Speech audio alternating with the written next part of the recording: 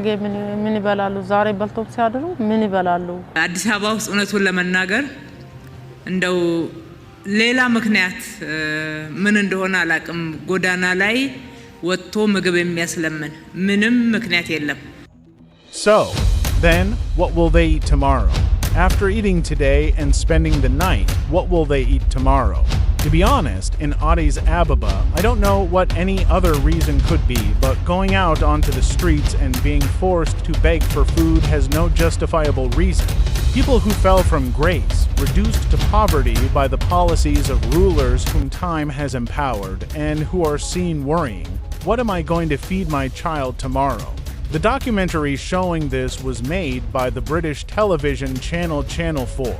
While they say there is no reason that justifies begging in Addis Ababa, the ones who showcase a mayor that outdoes the French Marie Antoinette, who said if the starving lack bread, why don't they eat cake, are the likes of Fana Television when adanech speaks these words in this manner. She does not seem to realize that she is the one who displaced city residents, left them jobless, scattered them, and impoverished them, thereby expanding poverty in every household and creating many beggars behind these words of the mayor. However, many offenses and cruelties have been continuously committed. When people filled the streets to beg, they were asked, "Why do you beg?" and were subjected to imprisonment. And they have been made to disappear under the pretext of you are ruining the image of the corridor development. Addis Ababa's restaurants were told, do not give food to the poor.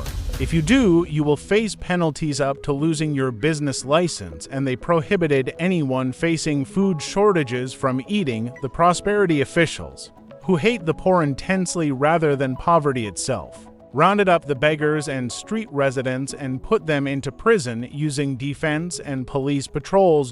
As a government. Pretending to act as a government, it did not take them to rehabilitation centers or job training places. It deported them to prison. The official who said, "We will punish not only those who beg but also those who are begged from," is an official from Abiy Ahmed's office. Just as they said, giving money to those asking for alms has become a crime, preventing people from helping one another to pass through cruel days. We will look into who this official is and when they spoke. Prosperity, which has persisted in this manner, manifested through the mayor saying, "There is no reason that justifies begging. I don't know why people beg." Oh, Lady Mayor. If there were anyone to answer her by saying people beg because they are comfortable, because they long to see the hands and faces of others, and because they are completely spoiled, it might be mocking what they are going through. Mayor adanech, who acted like the French woman who was surprised when told people were starving and lacked bread, saying if they lack bread, why don't they eat cake? Asked, "Why do you beg?" Explaining to the likes of adanech and Abe that the begging worsened because war and poverty expanded in the rural areas, causing migration to the city to increase, and because people were uprooted from their regular jobs and workplaces in the city center, thereby increasing the number of displaced people. Is a task that can be exhausting. Those who invaded Addis Ababa are not just people small in number wearing dirty and torn clothes like in the old days. Today's beggars are people who used to have a good life and income, employed in government and private organizations whose clothing is considered decent, and who haven't even mastered how to beg yet. This is witnessed by the regime's own parliament. In a city where adanech, like Queen Antoinette, claims there is nothing that justifies begging and orders people to eat hot meals. Members of the Prosperity Parliament describe the expansion of prosperity bread begging like this. Seeing elderly people saying, "I have nothing to feed my children," and many heartbreaking children saying, "Brother, I am starving. Give me money to buy a piece of bread," is becoming common in our city. May 19, 2026, 10:59 a.m. Ella. It's not that begging didn't exist before, but now it is worsening severely. Unable to cope with the cost of living, the public is running out of options. This parliament member is speaking about the new beggars, the reason for the abundance of new beggars in Addis Ababa, who do not even know how to beg yet. is because the government's policy is a producer of poverty. It is an era where people who stretch out their hands to donors while wearing their unworn clothes bought during better times have multiplied. However, denying every evil thing and speaking only of the good is a prosperity gospel followed by prosperity officials, making this truth unwanted by them if the parliament allows me. I am ready to show that there are employees who, at closing time, hold plastic bags and beg for leftover food from hotels, said the country's civil servants federation in front of the parliament a few months ago. Explaining that the begging workers are those who are said to have a salary, he added, if you are willing, I can show you employed workers standing around hotels with plastic bags to beg when they leave work. The worker cannot even afford to eat once a day. Let's leave health care aside. Let them live by praying. Let's leave house rent aside. Let them live on verandas depending on others. But shouldn't they live eating at least once a day?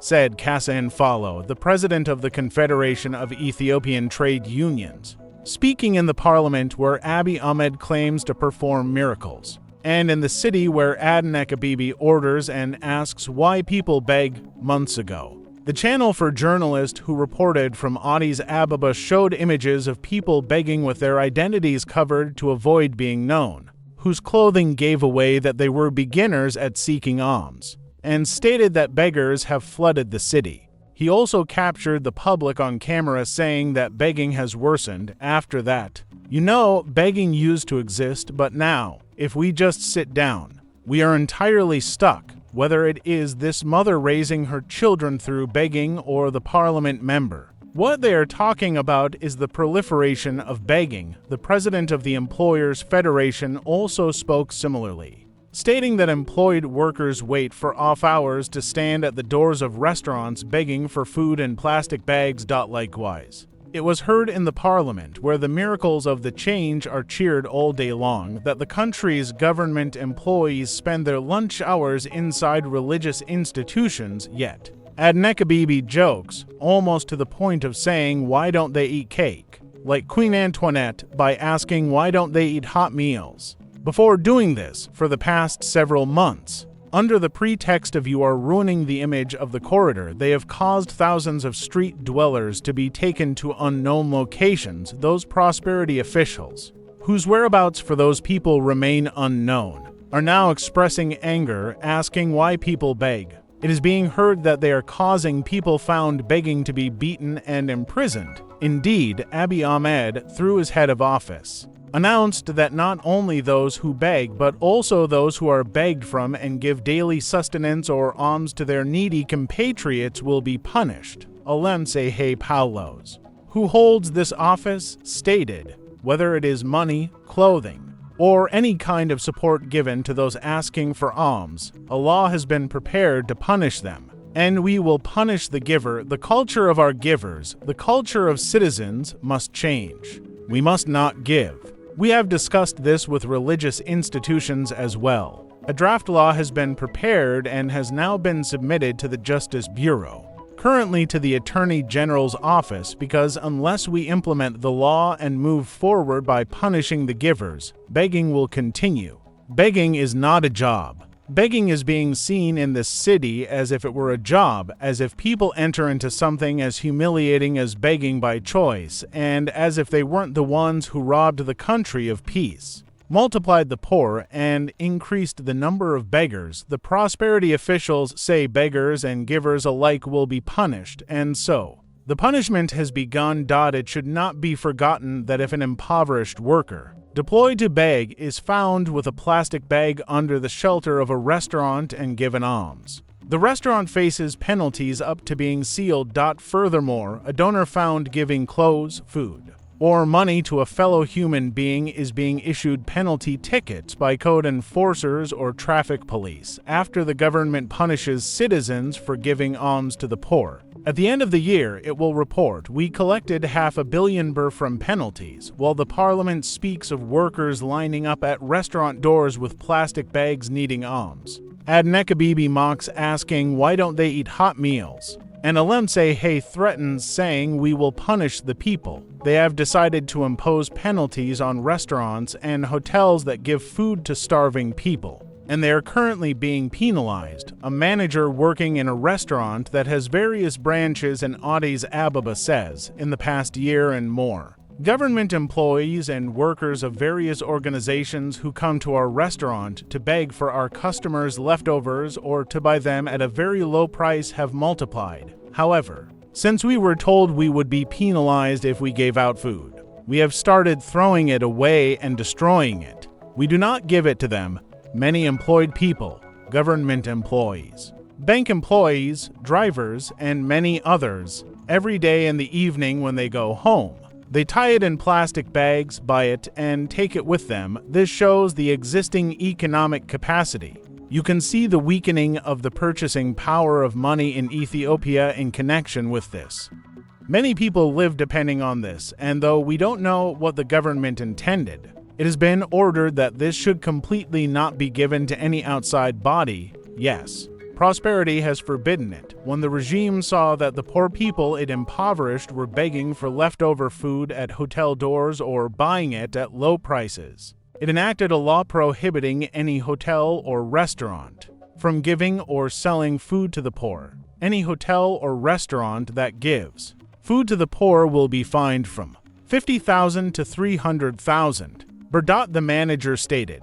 After we were told if you give leftover food to the poor, you will be penalized. And the penalty reaches up to revoking the business license. We are keeping the food away and throwing it out, what we used to do before. The surplus, or what is colloquially called Buell leftovers. The directive given is that it should not be transferred or given to any outside body. Instead, it must be thrown away and disposed of, in a country ruled by a regime that intensely detests the poor rather than poverty. The governmental spirit that detests hearing the poor have eaten manifests not only through a mayor who asks why don't they eat hot meals, but also through wonders like this.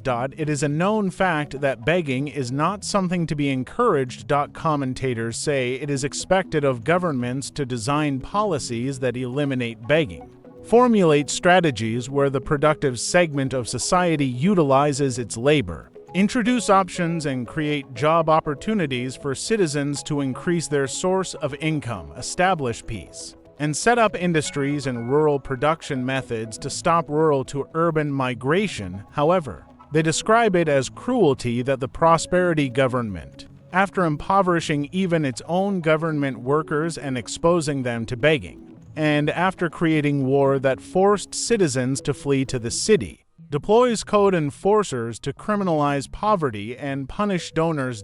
It is being openly stated that the number of street dwellers and beggars in Addis Ababa, which was estimated to be below 50,000 5 years ago, has now grown into hundreds of thousands, and that even government employees who used to have a monthly income have joined this sector. The government employee who leaves home empty-handed, pretending to have eaten breakfast, and proudly hides himself through lunch has had a highly disrupted life, especially since last year. Many have openly joined the ranks of begging. When working failed to sustain his family, he made it his livelihood to beg during his spare time to feed his children, in a country where eating and spending the night has become a luxury.